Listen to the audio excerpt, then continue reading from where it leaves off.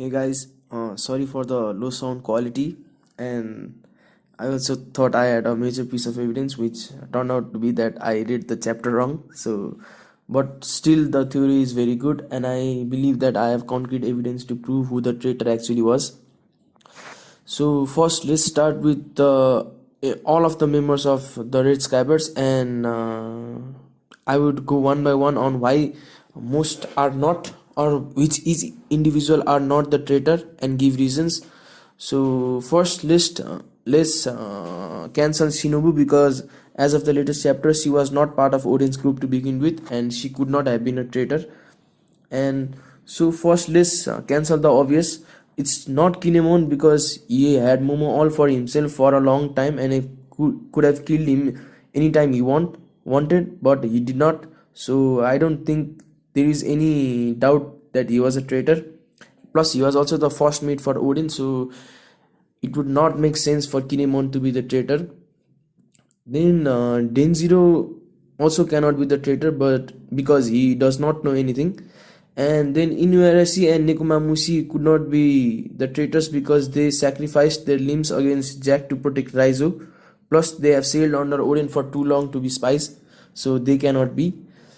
And now Kawamatsu cannot be the traitor because he protected Yori after Odin and Toki had died, and plus he has taken all the swords to protect in Ringo that he could have easily given to Orochi if he was the traitor, which we know is not the case. So Kawamatsu is also not the traitor.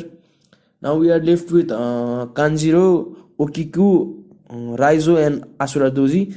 And while many believe that Kanjiro could be the traitor, uh, I don't think so, because Kanjiro and Raizo have like the similar level of possibility of being the traitor. But the main evidence for Kanjiro and Raizo not being the traitor is that Kaido still does not know about the root poneglyphs in Zoo, because they both clearly have seen the root poneglyph but have not given the information to Kaido. And Kaido Kaido has information about the traitor has revealed all of the plans, including the location of Sunny, Komurasaki being alive, to Kaido and Orochi. So if one of them was the traitor, Kaido would be all out for that rune poneglyph immediately. But he seems to not have known that there is a root poneglyph in Zou. So I think that safely excludes Kanjiro and Raizo from being the traitor. Plus, Raizo have showed sincere appreciation to people of Zou, and I don't think they both qualify enough to be the traitor. Now we are left with O-kiku and Asura Toji, and these two are the major possibilities for being the traitor, because they both clearly have the reasons. Now I would like to summarize the points by which O-kiku and Asura Doji could be the traitors. For Asura Doji, he was a killer from the very start. He was the leader of Kuri, and he may well have held a grudge against Odin for Kuri, defeating him in Kuri. He also did not take part in the raid of Onigashima after the retainers were traveled through time and Odin had died. He only sent his subordinates, and he also went back to his old days of cruel killing and stealing for 20 years. So there is a possibility that he may have been a traitor. He certainly has reasons. And O-kiku was too small when Odin took him in. The deeper connection between O-kiku and Odin, or any Kozuki member for that fact, has never been shown. O-kiku is always mysterious and secretive, which have been mentioned many times.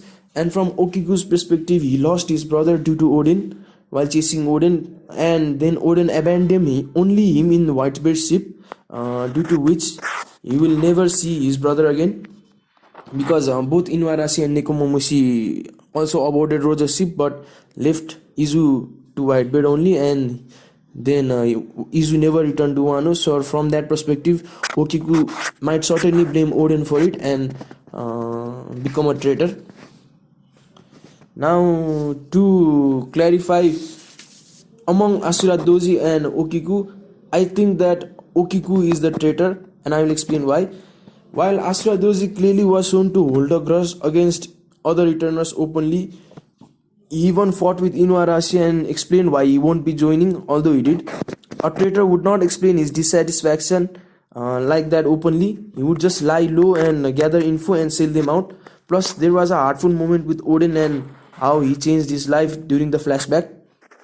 And also, the Asura Doji clearly seems to value Odin. Plus, he went against Jack when he did not have to. And I have to emphasize this because when Jack and Asura Doji fought, he did not know about the retainers, and he was just fighting for himself, and which he would not have to do if he was the traitor. And also, if he really was the traitor, he would have prospered in these 20 years rather than remain a thief, because there was absolutely no reason for him to remain a thief. And Orochi and Kaido would have certainly rewarded him for betraying Odin, but that is not the case. So I don't think Asura Doji is the betrayer or traitor, and Asura Doji also doesn't seem like the kind of personality that goes to betray his friends. Now, to reason about O-kiku, I would like to ask you the question that who has the ability, time / connection to be the traitor? O-kiku has stayed a month in Wano and clearly could have become a traitor for his ability, time and connection. Also explains why Orochi's fear of Kozuki clan was so real while others were laughing. We saw in the very first chapter that Orochi was very scared of the Kozuki clan returning, and it would make completely more sense if he found out through O-kiku that the retainers had actually traveled through time, and that would certainly make the prophecy much more credible. So his fear would be genuine and it could be understandable. And yeah, but although they both have reasons, I would like to point that the Momo was attacked, and if not for Otoki, then he would have died. And I don't think this was a coincidence, and I think someone gave this info to Orochi and Kaido, and that's why Momo was attacked in Kuri. And although Toki saved his life, I think that was already a time when there was a traitor in the Kozuki house.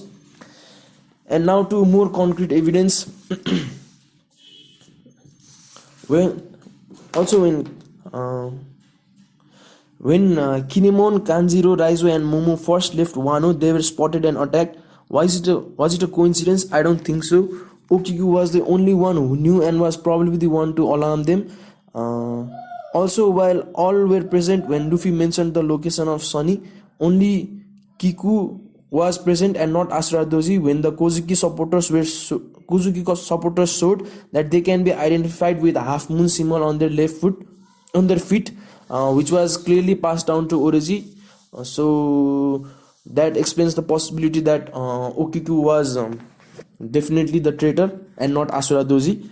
And the most compelling evidence that I have right now is this. In chapter 914, Otama was resting with O-kiku and other three were chatting. Then she mumbles something and soon there is an attack. Then the Gazelle man scoops Tama away, and even Zoro mentions that it's almost like this kidnapping was planned out.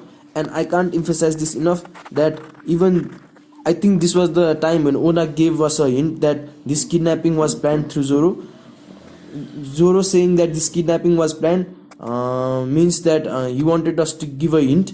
He wanted to give us a hint that someone had planned this, and it would make absolutely more sense that O-kiku was the one who planned it, because he was right next to Otama and Otama was sleeping in his lap. And also she then tries to take away that lion dog thing, which could be there, right, and steals Zoro's one of the swords and pretends to go after Tama alone. So was she really chasing Tama or making it impossible for Zoro and Luffy to catch up by stealing their ride? I think it's the second one, latter one. So I think he was the reason that they were able to capture Otama.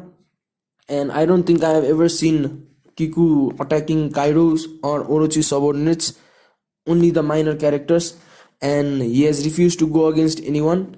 And even in that beautiful panel when all the returners were going against Kaido in that beach, we can see that everyone had that straw hat on top of their head while it was raining, but only O-kiku had a similar devil horn shaped mask, which clearly reflected the Onigashima type of island, and it was a devil's horn, which was very weird. I think it was also a hint that O-kiku would be a traitor, uh, because in that earlier chapter she also had one straw hat, but she chose to wear a helmet shaped like a devil. So I think that's reason enough. So I would like to summarize it. I believe that O-kiku is the traitor because there was an attack on Kinemon, Kanjiro, Raizo and Momo while leaving Wano, which no one could have known except O-kiku, because they traveled in time. And Otama being kidnapped and Zoro mentioning that it looked planned while Otama was resting on O-kiku's lap. She knew everything that was leaked to Orochi, including the half moon on the foot of Kozuki supporters, and she has never had a deep full moment with anyone and is clearly very secretive. So I think this is the reason why O-kiku is the traitor, and we'll definitely find out about this sooner rather than later.